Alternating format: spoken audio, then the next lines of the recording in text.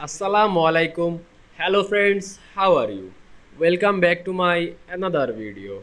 In this video, I am going to show you how to move a table to another page in Google Docs. Let's get started.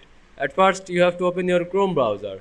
Then open your Google Docs apps. Then create your document or open your document and create another page. Now you can see here are my document with two pages. Now I move this table to another page. Just press on your mouse button and drag on your mouse to select this full table. Then just hold this table mouse pointer and you can see here are move table. Just press it and move to another page. You can there are another way to move this table another page. Just select this table to drag on your mouse, then press Ctrl plus X on your keyboard to cut this table.